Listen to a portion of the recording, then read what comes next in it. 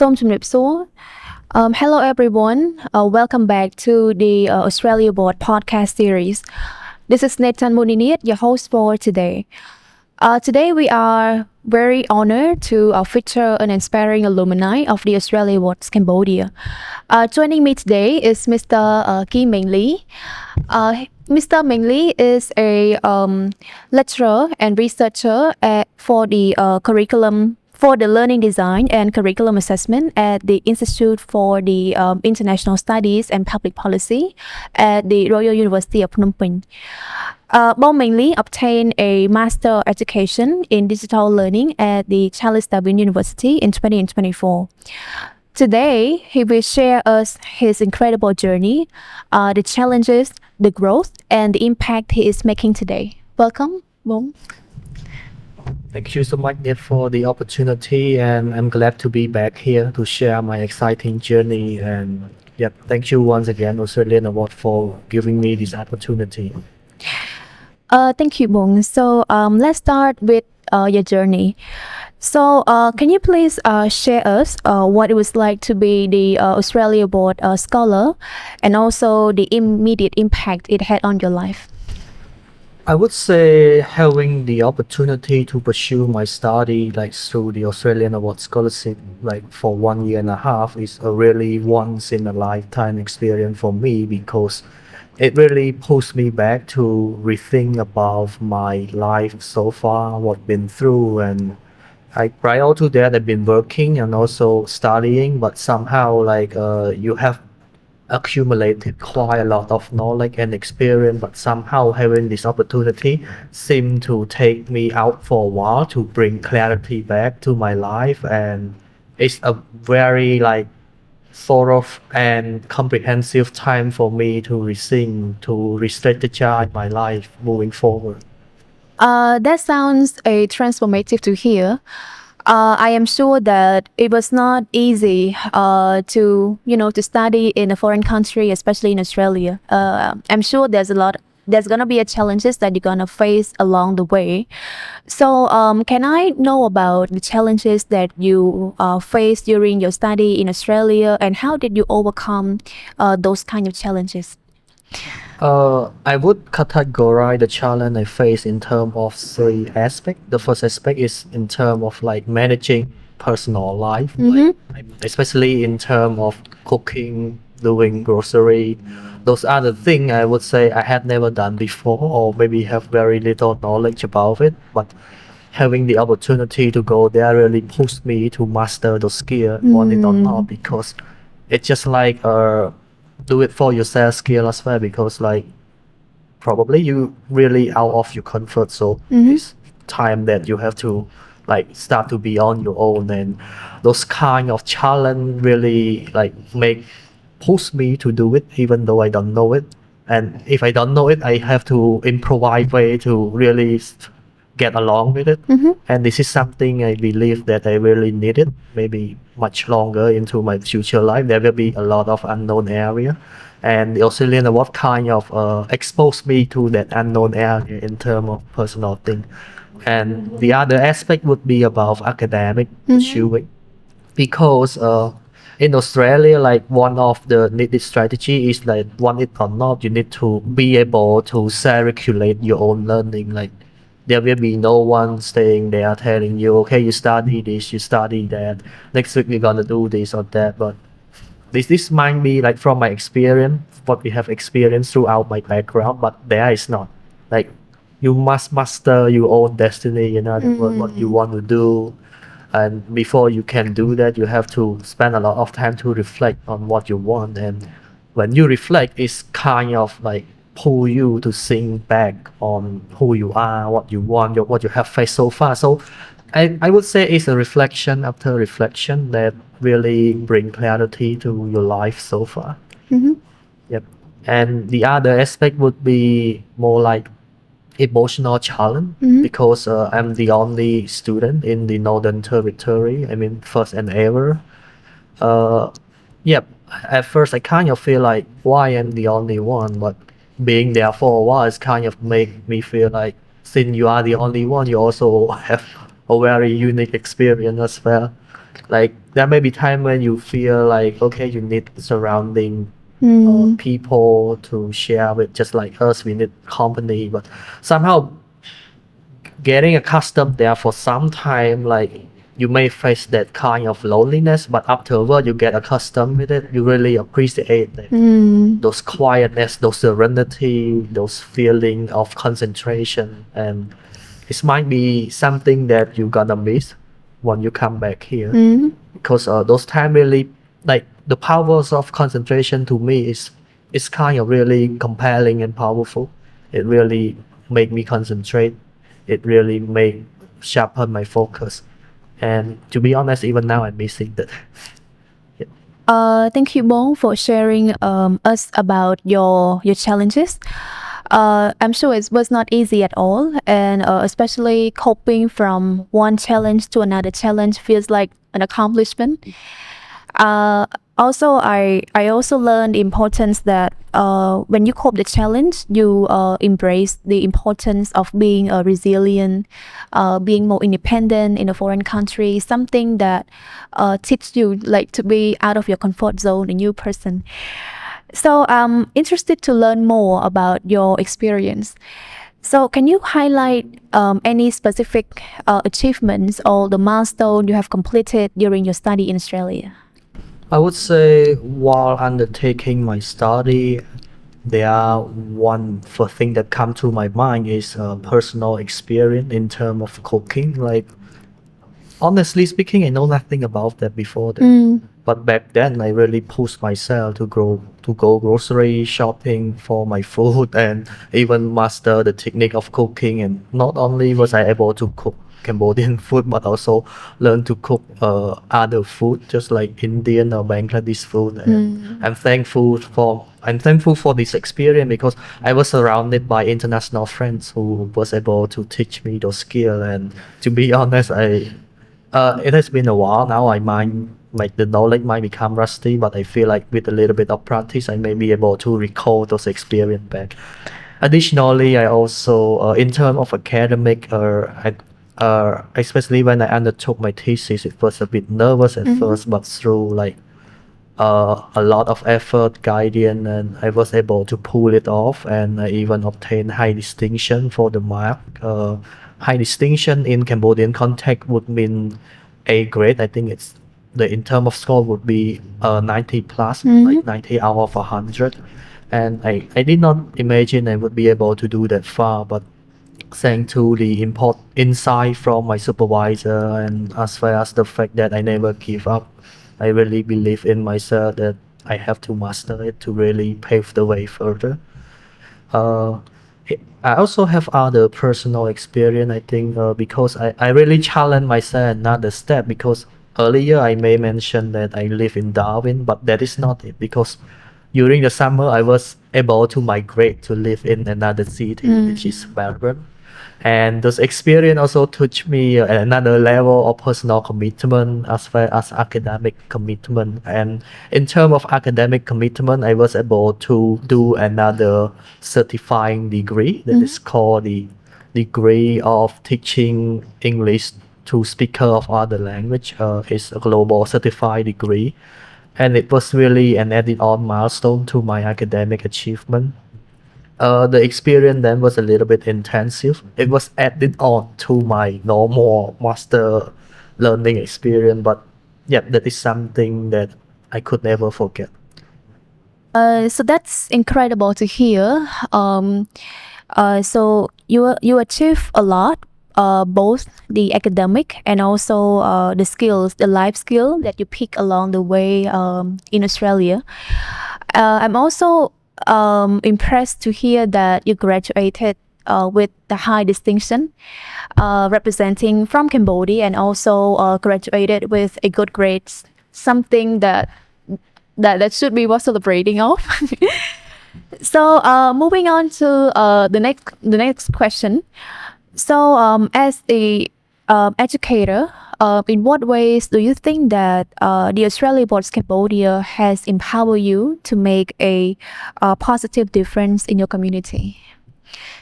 Well, in terms of career, I would say like my time in Australia, especially having been taught by Australian system of education, really challenged me to reframe our way of teaching and learning, and especially here in our context where the classroom is very large and it's particular challenging for teacher to personalize learning experience for each student.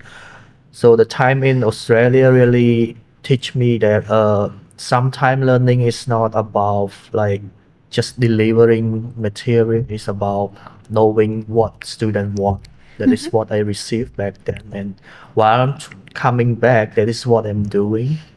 I try to tailor my instruction in maybe like in a way that really cater to student learning interest rather than just stand on and deliver. Or in other words, this is what I believe is so-called student-centered learning approach. Students. Back in Australia, like the freedom of identifying what you want to learn, steering your own learning journey is rest upon you, and this is what exactly I'm doing here. Like rather than give whole time lecture, it would be better to see students as a consultation group. It's better to hear what they face in the process and provide any solution you believe will help them on the way. Because learning is not about one size fit all. Learning is about attending to personal individual motivation, individual interest, which I believe is something that every student need to circulate their own learning, sustain their learning not only for their degree but much further. This is how one will eventually discover their own potentials. I would say another aspect in terms of my thesis, not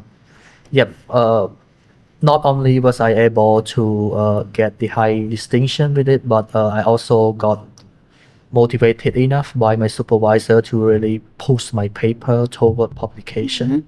And just so far, one of it has been published. They both have been conducted under my time of the Australian award back then. This really told me that but when you really want to go toward your aspiration, there is no limit to what you want, and there will be much more to come. And just like it tell me life is about like endless learning and also endless meaningful learning. Thank you, Bong, and also congratulations for the for publishing your publication as well. So, speaking more broadly, in your perspective, how important is the international education opportunities like the Australia Board Cambodia contribute to Cambodia sustainable development?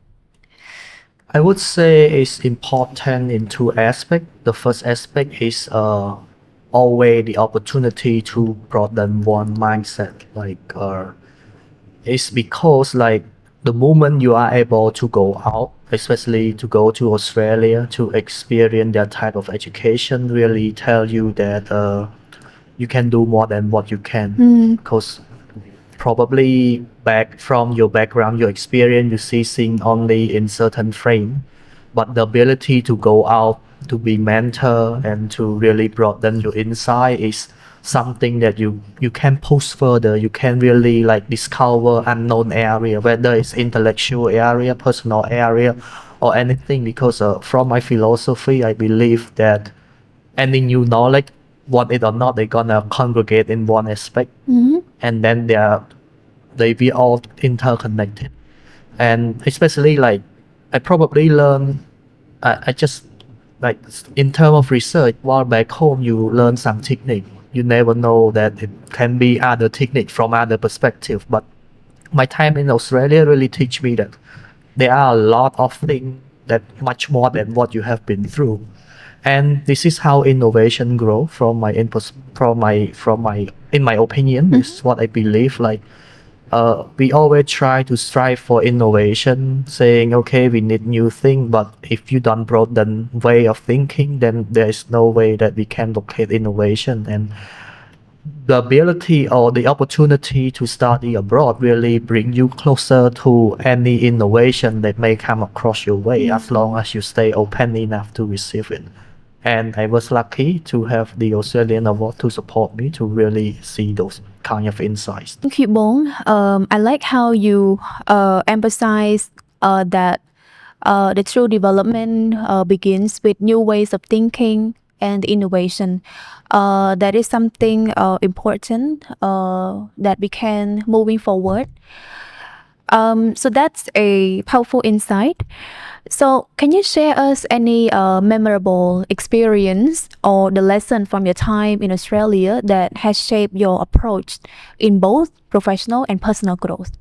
Well, I would say that being able to achieve balance self, also right career growth path is what probably inspire me to go so far. By balance, I mean like no matter how busy or how challenging your life is, there will be once in a time you need really escape from that to bring clarity back to your life. To because clarity is needed for deeper reflection and for deeply discovering yourself or so-called reclaiming yourself. I understand that it's a little bit abstract and this is personal, but I would say like, yep, sometimes we cannot being thrown into chaos all the time. And back at my time, it was this that make me recall, make me reflect and see what I want, how I want to go further. And it's because of this time of reflection, this time of the personal connection that I was able to see what would be my career pathway when I come back here. I kind of discover that of course like you may like certain thing, but in what context. So like being able to reflect, really justify the context, really tell you like where you belong better, what kind of thing fine tune with your innermost self.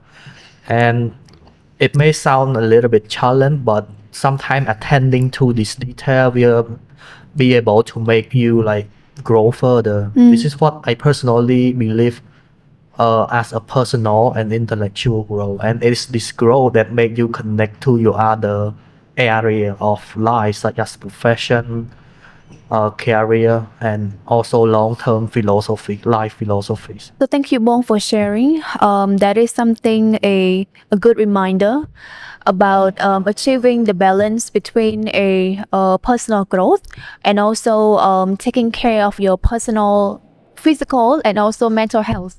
I think achieving balance here is important for you for a deeper self-discovery and for also sustainable success moving forward as well. Moving on to the next question. So, what advice would you like to give to the aspiring scholar who are preparing for the scholarship for the Australia Award, especially in the upcoming intake of the 20 and 27? I would say when it comes to preparation, especially for aspiring future scholar, especially for the scholarship, like my most important advice that it's still about reflection. It's about reclaiming yourself before you want why you need this scholarship. Like take some time to reflect, think about what you want from it and how your so far career knowledge so far aligns with it. I personally did it myself at my time. I would say like it was quite overwhelming, like with work, with other personal commitment. But back then, I really aimed for the scholarship, and I even took my like time off during public holidays, such as Khmer New Year or anything.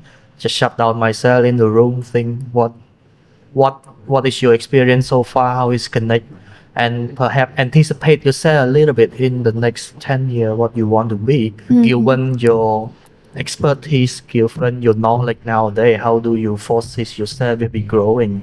And one most important thing I would say, like it's not a really good idea that if you try to get this scholarship at the last minute, like such as preparing your application in a rush, trying to maybe like improvise your personal response in essay. It is not good because like as someone as someone who review your essay, they will be able to know whether your essay is a long thought process or is it just a quick fix solution. And to be honest, back then I really spent a lot of time to just develop my essay, even without any assistance from artificial intelligence.